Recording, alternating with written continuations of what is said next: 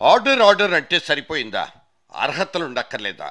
మొన్న పార్లమెంటులో, అందులోనూ రాజ్యసభలో వేసుకున్న ఒకానొక డప్పు తప్పని తేలిపోయింది. విడగొట్టిన రాష్ట్రంలో అవతలి వైపు ఉన్న సీమాంధ్రుల ప్రాంతానికి 5 ఏళ్ల పాటు ప్రత్యేక ప్రతిపత్తి ఇచ్చేస్తున్నామంటూ సాక్షాత్తు ప్రధానమంత్రి మన్మోహన్ సింగ్ ఉదరగొట్టుకున్న ఉదంతంలో బోలెడన్ని బొక్కలున్నాయని, ఆంధ్రప్రదేశ్ రాష్ట్రానికి అసలు స్పెషల్ స్టేటస్ అందిపుచ్చుకునే అర్హతే లేదంటూ సింపుల్గా తేల్చిపారేశారు నిపుణులు. అదేమిటి, ఏకాఎక్కిన ప్రధానమంత్రి పార్లమెంటులో చేసిన ప్రకటనకే చెల్లుబాటుతనం అబ్బనప్పుడు ఇంకేం చేస్తే అర్హత సంపాదించుకుంటుందనే వ్యవహారం ఇప్పుడు చర్చకొచ్చింది. ఈ 5 ఏళ్ల స్వయం ప్రతిపత్తి ప్రకటన కేంద్రాన్ని ఒక క్లిష్ట పరిస్థితిలో పడేసిందని చెప్పక తప్పదు. ఒక్కసారి మొన్న జరిగిపోయిన ఈ తప్పిదం, అటువంటి తప్పిదాన్ని నెత్తిమీదేసుకున్న కాంగ్రెస్ బీజేపీ ప్రధాన రాజకీయ పక్షాల విన్యాసాల్లోకి ఒక్కసారి తొంగి చూద్దాం. Our government will take to address the concern of all regions of the state, particularly of Simandra. I would like to make a few further announcements in this regard. First, for purposes of central assistance, special category assistance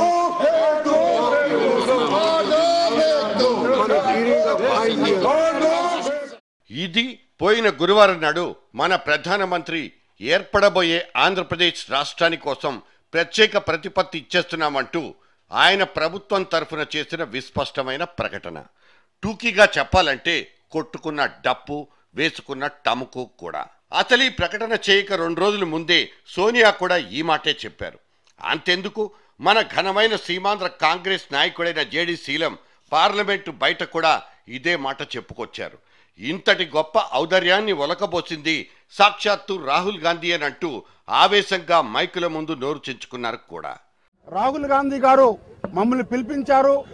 Seemandhra కేంద్ర మంత్రులని, తర్వాత ఎంపీలు అందరూ కూడా వెళ్ళి 17వ తారీఖు సాయంత్రం ఆ రోజు 5 విషయాలు అగ్రి అయ్యారు. ప్రత్యేక కేటగిరీ దర్జా ఇవ్వాలి, స్పెషల్ కేటగిరీ స్టేటస్ ఈశాన్య రాష్ట్రాలకు ఉన్నటువంటి ప్రతిపత్తి ఇస్తే కేంద్రం నుంచి 90% డబ్బులు వస్తాయి, రాష్ట్రం 10% డబ్బులు బడ్జెట్ లో ఉంటుంది కాబట్టి దానికి కూడా ఒప్పుకున్నారు. అసలు ఈ స్పెషల్ స్టేటస్ ఏదో తానే పట్టుపట్టి తెచ్చానంటూ బీజేపీ వెంకయ్యనాయుడు చెప్పుకున్నారు. నేను special package for special category state 5 ఏళ్ళు అన్నారు ఏంటండి, మనం 10 ఏళ్ళు కదా అనుకున్నది అని అంటుంటే ఆయన 10 ఏళ్ళు హోంమంత్రి చెప్తున్నాడు 3 సార్లు. పక్కన ఎవరో చెప్తున్నారు కాదు సార్ అంటే, లేదన్నా 10 ఇయర్స్ హైదరాబాద్ విషయం అని. ఈ రెండవది ఏమో స్పెషల్ కేటగిరీ స్టేటు అని, అది 10 ఏళ్ళు అని.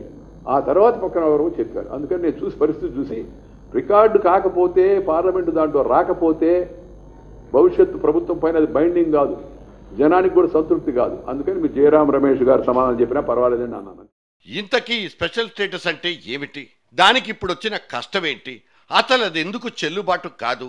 అటువంటి అర్హత ఆంధ్రప్రదేశ్ రాష్ట్రానికి ఎందుకు వర్తించదు? ఇవి పుట్టుకొచ్చిన ప్రశ్నలు.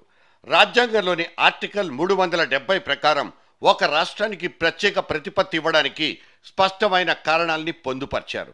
ప్రణాళికా సంఘం కూడా అటువంటి మార్గదర్శక సూత్రాల్ని ఖరారు చేసింది ఈ మధ్య. ఒక రాష్ట్రానికి స్వయం ప్రతిపత్తి ఇవ్వాలంటే కొండ ప్రాంతాలు, కష్టతరమైన భూభాగం ఉండాలి, తక్కువ జనాభా లేదా ఎక్కువ మంది గిరిజనులు ఉండాలి, సరిహద్దు ప్రాంతంలో కీలకమైన లేదా వ్యూహాత్మక ప్రదేశం ఉన్న రాష్ట్రమై ఉండాలి, ఆర్థికంగా మౌలిక వసతులు లేని వెనకబాటు తనంతో ఉండాలి, ఒక రాష్ట్రంగా ఏర్పడడానికి వనరుల్ని సమకూర్చుకోలేని ప్రాంతమై ఉండాలి. రేపు ఏర్పడబోయే 13 జిల్లాలతో కూడిన ఆంధ్రప్రదేశ్ రాష్ట్రానికి ఈ స్పెషల్ స్టేటస్ ఇచ్చే అధికారం కేవలం నేషనల్ డెవలప్మెంట్ కౌన్సిల్ అనబడే జాతీయ అభివృద్ధి మండలికే ఉంటుంది. కేంద్రం ఆర్థిక సహాయం చేయడానికి వీలుగా ఏకంగా ఒక రాష్ట్రానికి ప్రత్యేక ప్రతిపత్తిని ఇచ్చేయాలని ప్రధానమంత్రి ప్రకటన చేయడంలో ఉన్న ఔచిత్యాన్ని ఇవాళ అందరూ ప్రశ్నిస్తున్నారు. సీమాంధ్ర ప్రాంతం అసలు ఇటువంటి ప్యాకేజీకే క్వాలిఫై కాలేదంటూ కేంద్ర ప్రభుత్వ అధికారులు సుస్పష్టం చేశారు. అంతేకాకుండా ఇప్పటికే ఇటువంటి ప్రత్యేక ప్రతిపత్తి కావాలంటూ బీహార్, రాజస్థాన్ రాష్ట్ర ప్రభుత్వాలు పెట్టుకున్న అర్జీలను కేంద్రం నిర్ద్వందంగా తోసిపుచ్చిందనే వాదనలు ఉన్నాయి. అయితే ఎన్డీసీకి మాత్రం కొన్ని షరతుల్ని మినహాయించే సవరణలు చేసే అధికారం ఉంటుందని, కాకపోతే అదేమంత సులువైన విషయం కానే కాదని వినిపిస్తున్న ప్రచారం. ఇవన్నీ నిజాలైతే గనక ఇటువంటి ప్రత్యేక ప్రతిపత్తి కేవలం తానే తన పార్టీ పట్టుబడితేనే అయ్యిందంటూ వాదిస్తున్న వెంకయ్యనాయుడు వంటి వాళ్ళు కూడా రాజ్యాంగం ఒప్పుకొని ఈ స్పెషల్ స్టేటస్ వ్యవహారానికి బాధ్యతలు వహించాల్సి ఉంటుంది. ఇది తప్ప లేక మహాపరాధమా? an error or a blunder?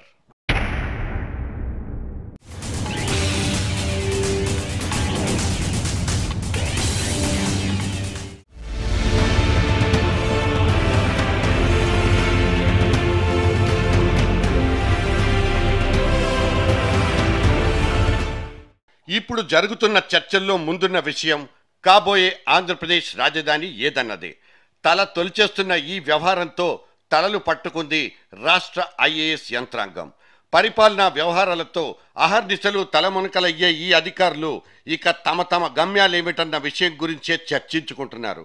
రాష్ట్ర విభజన బిల్లు పార్లమెంట్ ఆమోదం పొందడంతో జైరాం రమేష్ లాంటి సీనియర్ నాయకుల చేతుల్లో రాష్ట్ర రాజధాని విషయాన్ని పడేసి చేతులు దులిపేసుకుంది కాంగ్రెస్ అధిష్టానం. ఇప్పటికే సీమాంధ్ర ప్రాంతాల నాయకులు తమదైన పద్ధతిలో వాదనలు చేస్తున్నారు. ఒకళ్ళు తిరుపతి అంటే మరొకళ్ళు వైజాగ్ వైపు వేలెత్తి చూపిస్తున్నారు.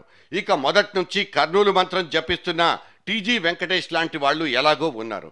శివాజీ వంటి వాళ్ళు కూడా విజయవాడ గుంటూరు లెక్కలు చెప్పి అలసిపోతున్నారు. రాజకీయ నాయకుల మాటలు ఎలా ఉన్నా తాము మాత్రం ప్రభుత్వం ఎక్కడికెళ్ళమంటే అక్కడికి వెళ్ళక తప్పదంటూ గందరగోళంలో పడిపోయారు ఐఏఎస్ అధికారులు.